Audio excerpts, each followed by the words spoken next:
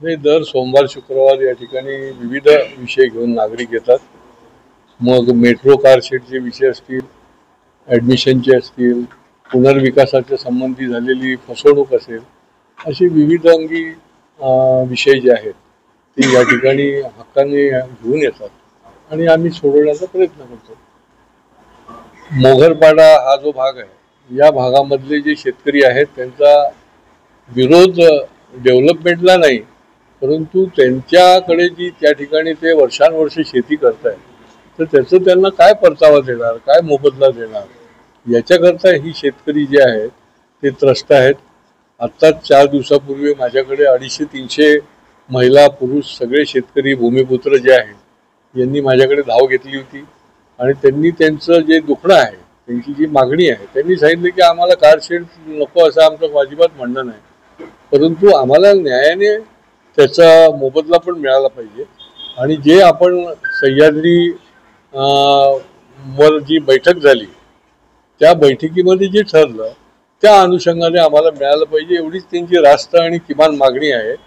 तर त्या मागणीच्या अनुषंगाने माझी त्या अधिकाऱ्यांशी चर्चा चालू आहे. MMRDAच्या अधिकाऱ्यांशी असेल, कलेक्टर ऑफिसशी असेल, आणि मला वाटतं की शेवटी हा भूमिपुत्र आहे, हा 2-2, 3-3 पिढ्या त्या ठिकाणी राबणारा आहे आणि त्याला पण न्याय मिळाला पाहिजे. आणि डेव्हलपमेंट सुद्धा त्याच्यामध्येही कुठल्याही प्रकारचा अडथळा येता कामा नये. त्यामुळे हे काम एकीकडे चालूच आहे, परंतु यांच्या पण हक्काकरता या पुढच्या काळामध्ये बैठकीच्या माध्यमातून त्यांचा देखील प्रश्न निश्चितपणे सुटेल असा मला विश्वास आहे.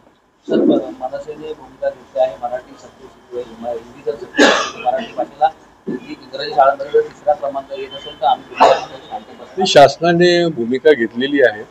माननीय मुख्यमंत्र्यांनी आणि दोन्ही उपमुख्यमंत्र्यांनी वेळोवेळी या संबंधातली आपलं शासन म्हणून म्हणणं देखील म्हटलेलं आहे.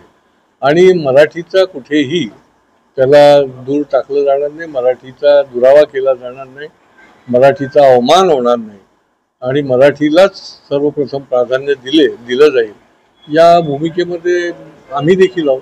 त्याच्यामुळे मला वाटत नाही की मराठीला कुठे डावलण्याचा प्रश्न या महाराष्ट्रामध्ये हे आमचं कर्तृत्ववान सरकार असताना होईल असं कुठेही मला. अबू आझमीला पहिले अटक केली पाहिजे. खरं तर अधिवेशन जवळ आलं की काही ना काहीतरी वादग्रस्त स्टेटमेंट द्यायची. आता मागच्या वेळेलाही अधिवेशनापासून त्याला अबू आझमींना बाहेर ठेवलं होतं, त्यांना प्रवेश दिला नव्हता, त्यांना सस्पेंड केलं होतं. आणि त्याच्यामुळे भडकाऊ भाषणं करून या देशामध्ये राज्यामध्ये अस्थिरता निर्माण करणं हे योग्य नाही आणि हे वेळोवेळी अबू आझमी करतायत आणि त्याच्यामुळे त्यांच्यावर ठोस अशा प्रकारचीच कारवाई शासनाने केली. औरंगजेबने ज्या पद्धतीने क्रौर्य दाखवलेलं आहे आणि आमच्या लाडक्या धर्मवीर छत्रपती संभाजी महाराजांना ज्या पद्धतीने हाल केलेले आहे, आणि अशा औरंगजेबाला जर कोणी या मातीमध्ये राहणारा माणूस काही बोलत असेल तर त्याचे पहिले मुसक्या आवळल्या पाहिजेत.